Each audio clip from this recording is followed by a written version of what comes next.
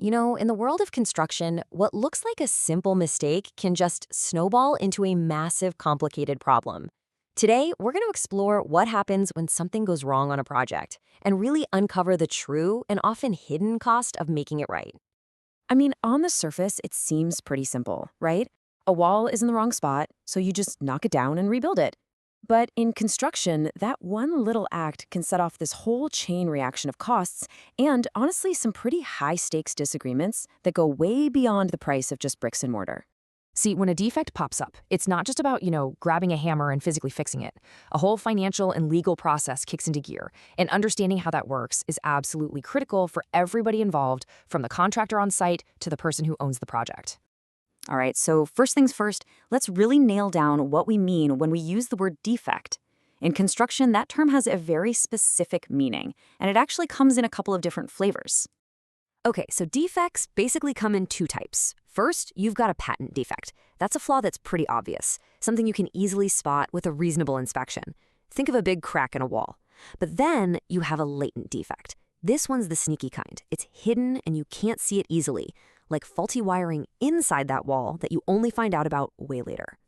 So once you find one of these defects, whether it's obvious or hidden, what happens next? Well, that often leads to something called a construction claim. And this is basically a formal request from the contractor for more money to fix the problem, because they're arguing that this issue falls outside the scope of the original contract. Okay, and right here, this is where things can start to get a little tense.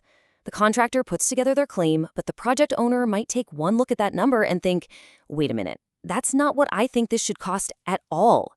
And believe me, a claim is so much more than just the cost of new materials and the labor to install them. It can cover this whole range of things: extra equipment rentals, having to pay for more supervision, a portion of the company's overhead, and even something called productivity impact, which is basically the cost of how this one mistake messed up the workflow for the entire project.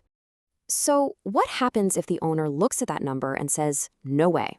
Well, that's when the claim officially becomes a dispute. And at this point, you can't just agree to disagree. You need a structured, legally sound way to figure out what the right number actually is. So how do you actually solve this puzzle? How do you put a fair price on a mistake? Well, it turns out there are two primary legal theories that courts and experts turn to when they need to calculate the damages. All right, method number one is the cost of correction. This one's pretty much what it sounds like. It's the most direct approach. It asks a really simple question. What is it going to actually cost in real money to tear out the mistake and rebuild it correctly, just like the original plan said? But then there's a second way to look at it, and this one's a little more, let's say, conceptual. It's called diminution in value. Instead of looking at the repair bill, this method asks, okay, how much has this mistake actually lowered the total market value of the entire property? Because sometimes the cost to fix something is massive, but the actual hit to the property's value is pretty small. And this is where it gets really interesting, because depending on which method you use, the numbers can be just wildly different. Let's say a contractor used the wrong shade of brick on a house. The cost of correction to tear down and replace all that brickwork could be enormous, but the diminution in value might be almost nothing because a slightly different brick color barely changes the home's market price. This is exactly the kind of thorny issue that courts have to wrestle with. Which one is the more reasonable measure? Okay, so a contractor can't just, pull a number out of a hat. They have to prove it. And the ways they do that can range from really simple math to some seriously deep forensic level analysis. So one way to do this is something called the total cost method. And on the surface, the math seems incredibly simple. You just take the total amount of money it actually costs to finish the project and subtract the amount you originally bid. Whatever's left over, well, that's what you claim as damages. Yeah, but there's a huge catch. This method is often challenged in court, and for some pretty good reasons. It's built on these massive assumptions: that the contractor's original bid was flawless, that their own team worked with perfect efficiency, and that every single extra dollar spent is the owner's fault. In the real world, that's a very, very high bar to clear. So to be way more accurate and credible, the real pros use something called a discrete damages analysis. Think of this as forensic accounting for construction. You break down every single cost on the project, and then you painstakingly link each dollar of overrun to a specific identifiable cause, whether it was a change order, a delay, or a design mistake. Wow. I mean, just look at this. This gives you a real sense of the insane level of detail we're talking about here.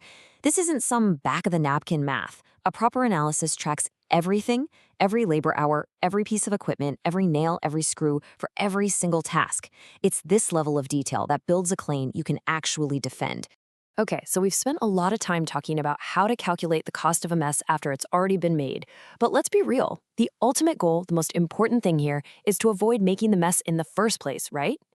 At the end of the day, it doesn't matter how good your math is at calculating the cost of a mistake.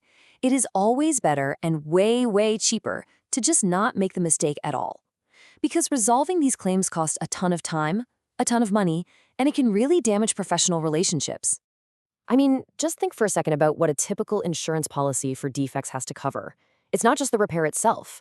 It's also the fees for the architects and engineers, the cost to remove all the debris, and any emergency work you have to do to stop the problem from getting even worse. Those costs add up so fast. And that brings us to such a critical point. All this stuff, better quality control, better project management, it's not just about dodging lawsuits and claims. Every single dollar you don't have to spend fixing mistakes is a dollar you can reinvest back into the business, to grow, to hire more people, and to take on bigger and better projects. So, I guess that leaves us with one big question to chew on, doesn't it? When you factor in all the direct costs, the legal fees, the lost time, and the missed opportunities, what's really the bigger cost in the end? The price of making the mistake or the price of failing to prevent it from ever happening in the first place?